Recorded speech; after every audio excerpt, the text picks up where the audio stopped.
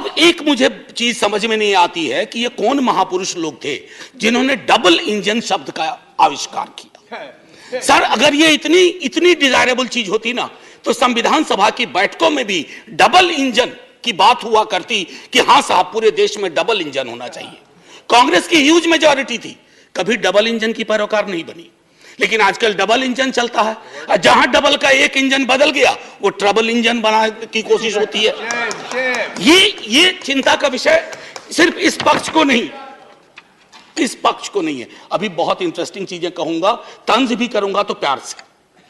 Sir airport से आते वक्त परसों इंदौर से मैंने देखा mother of democracy host G20, बहुत अच्छा लगा, ये सबके लिए गर्व का क्षण है। लेकिन सर ये मां बीमार चल रही है, ये मां हमारी बीमार चल रही है, दुखी भी चल रही है। और उसके दुखी होने का कारण है कि इस मां के लिए जिसके बच्चे किसान भी हैं और सरहद पे खड़ा जवान भी है, ना वो महफूज है, ना किसान महफूज है, ना देश का श्रमिक महफूज है, ना युवा महफूज है। तो मां तभी प्रसन्न होगी ना सर जब बच्चे प्रसन्न रहे। ऐसा तो नहीं होगा ना कि बच्चे नाखुश हैं, बच्चे परेशान हाल है और मां खुश है।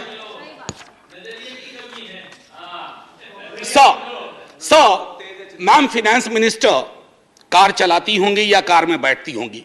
सर कार में एक रियर व्यू मिरर होता है जिसमें अक्सर ये लिखा रहता है objects in the mirror are closer than they appear. तो मैं अपनी 3-4-5 मिनट में मैं उन ऑब्जेक्ट्स का जो सब्जेक्ट से है उस मिरर पे मैं कहूंगा कि मैं माननीय वित्त मंत्री साहिबा को आपके माध्यम से रियर व्यू मिरर में जो वो कुछ चीजें नहीं देख पा रही हैं या उन्हें देखने नहीं दिया जा रहा है उस पर मैं सदन का ध्यान आकृष्ट करूं। सर गरीबी का आंकड़ा 2011 से हमारे पास नहीं है। गुर्बत है कि बढ़ती जा रही है, गरीबी बढ़ती जा रही है हर क्षेत्र में, हर राज्य में। आप देखेंगे सर, घड़ी मत देखिए, अभी हाथ जोड़ रहा, आप घड़ी देखते हैं मेरी बूढ़ी घड़ी आनी शुरू हो जाती है।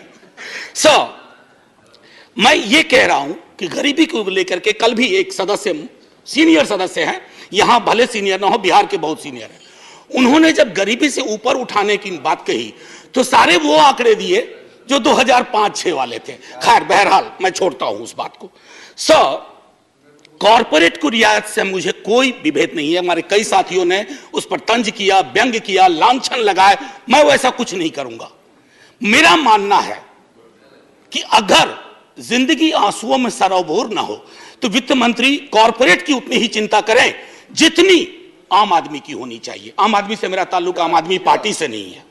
आजकल बड़ा मुश्किल हो गया, आम आदमी बोलो तो लोग पार्टी समझ जाते हैं, दोनों में बड़ा फर्क है सर।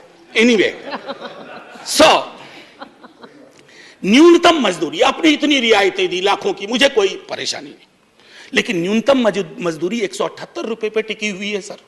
$2 या $2.25, क्या ये उचित है इस देश में? क्या ये उचित है? मैं आपके और सदन के विजडम पे छोड़ता हूं। महंगाई के आंकड़े की जब बात होती है, तेरे वाले में ऐसा था, मेरे वाले में ऐसा था, सर ये नहीं होना चाहिए।